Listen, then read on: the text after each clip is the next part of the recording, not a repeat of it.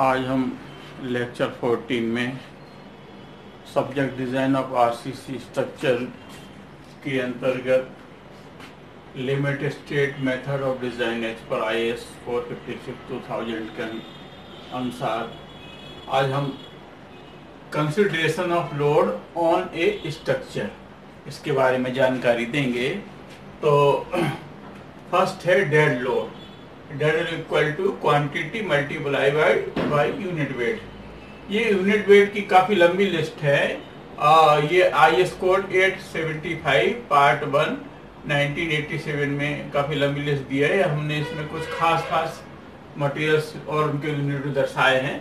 तो PCC 24 kilometre पर cubic metre, RCC 25 kilometre पर cubic metre, brick masonry 20 kilometre पर cubic metre, cement plaster 20 kilometre पर cubic metre, granite stone masonry 24 kilometre पर cubic metre, marble stone flooring 26 kilometre पर cubic metre, glass work 25 kilometre पर cubic metre. इस हिसाब से हम डेड लोड निकालते हैं डिफरेंट मटेरियल के लिए डेड लोड। सेकेंड हमारा है लाइव लोड या इम्पोज लोड। तो ये जैसे हम जानते हैं कि लाइव लोड जैसे बिल्डिंग का फ्लोर है, उसके ऊपर फर्नीचर भी रहता है, मशीन भी रहती है, वर्कर्स भी रहते हैं। तो ये मूवेबल लोड्स रहते हैं और इसकी वैल्यू डिफरेंट बिल्डिंग के लिए डिफरेंट कंडीशन में अलग अलग इसमें भी काफ़ी IS कोड 875 पार्ट 2 और 1987 में काफ़ी लंबी लिस्ट दी है। तो वो उसको सबको यहाँ पे बताना संभव नहीं है, तो आप IS कोड रेफर कर सकते हैं। इसको हमने दिया हुआ है। तो हम खाली इसमें बता रहे हैं कि मल्टी स्टोरी अगर बिल्डिंग है तो हम उसको डिडक्शन ऑफ लाइव लोड कितना करना चाहिए। तो नंबर ऑफ फ्लोर का फर्स्ट है तो इसमें तो पूरा लेना चाहिए हमको लाइव लोड की वैल्यू या इम्पोज लोड की वैल्यू। सेकेंड फ्लोर में 10% डिडक्शन करना चाहिए। थर्ड फ्लोर है तो 20% इम्पोज लोड डिडक्शन करना चाहिए। फोर्थ के लिए, फोर्थ स्टोरी है, फोर्थ स्टोरी बिल्डिंग है, 30% डिडक्शन करना चाहिए इम्पोज लोड में। और 5 to 10 स्टोरी बिल्डिंग है तो इसमें 40% इम्पोज लोड को रिडक्शन करना चाहिए। अगर ओवर 10 स्टोरी है तो 50% रिडक्शन करना चाहिए इम्पोज लोड में। तो इस प्रकार से हम ये वैल्यू लाइव लोड के लिए डिजाइन करना चाहिए सभी मेंबर्स का। अब थर्ड है हमारा स्नो लोड। ये दिया है IS कोड 875 पार्ट 4 में 1987 में दिया हुआ है। तो ये स्नो लोड जो वहाँ कंसिडर करते हैं जहाँ की स्नोफॉल ज़्यादा होता है, तो वहाँ डिजाइन ये स्नो लोड की वैल्यू एज पर IS कोड दिया S equal to mu S0। तो यहाँ पर ये design snow load on plane area of roof where, ये इसमें म्यू की वैल्यू है शेप कोफिशिएंट। ये शेप कोफिशिएंट जो है ये जैसे पिच रूफ है, अगर इसकी स्लोप जो है 60 डिग्री से ज्यादा है तो हम इसको इग्नोर करते हैं म्यू की वैल्यू को। और S0 है ग्राउंड स्नो लोड है। तो ये इस प्रकार से हमारा स्नो लोड के बारे में थोड़ी सी जानकारी हमने दी है, जो हम अपना इसको यूज करके हम अपना डिजाइन स्ट्रक्चर डिजाइन कर सकते हैं। फोर्थ है विंडो लोड। ये दिया हुआ IS कोड 875 पार्ट 3 1987।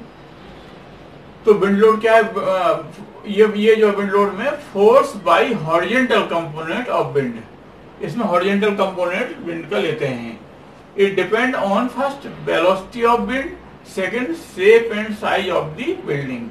अगर इस बिल्डिंग की शेप कैसा है, अराउंड है तो विंड प्रेशर कम आएगा। अगर फेस जो है वर्टिकल है और मतलब स्क्वायर है, रेक्टेंगल है, तो ये इसमें शेप विंड प्रेशर ज़्यादा आएगा।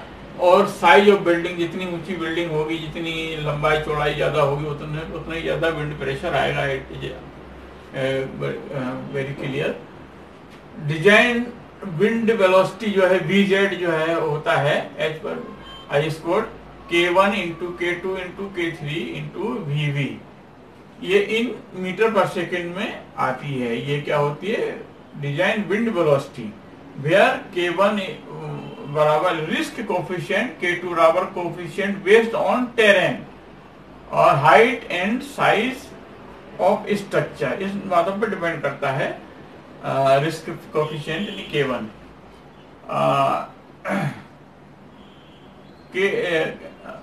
K2 coefficient based on terrain, height and size of the structure बता चुके। K3 ये टोपोग्राफी फैक्टर है। ये टोपोग्राफी फैक्टर है। जो टोपोग्राफी कैसी है, प्लेन है, अनइवन है, किस प्रकार के, वो उस पर डिपेंड करता है। डिजाइन विंड प्रेशर, अभी डिजाइन विंड प्रेशर जिसका मेनली हमको जरूरत पड़ती है डिजाइन करने के लिए, तो PZ equal to 0.6 VZ square. ये VZ अपन ऊपर से निकाल लेंगे, ऊपर से ये इस फार्मूले से, तो यहाँ रख के हम इसको डिजाइन विंड प्रेशर निकाल सकते हैं। PZ in newton metre square at height Z होती है up to a height of 30 metre. PZ is act uniformly, यानी PZ यानी ये डिजाइन विंड प्रेशर जो है 30 मीटर हाइट तक यूनिफॉर्मली एक्ट करता है।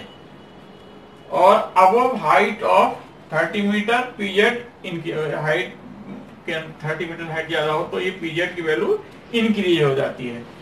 तो हमने आज इस 4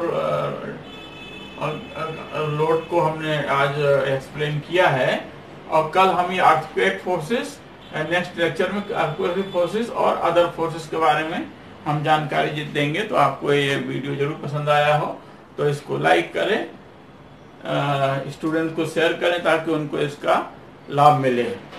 चैनल को सब्सक्राइब करें, बेल बटन को प्रेस करें ताकि जो भी वीडियो हम डालें आपको तत्काल इसकी जानकारी मिले। Okay, thanks.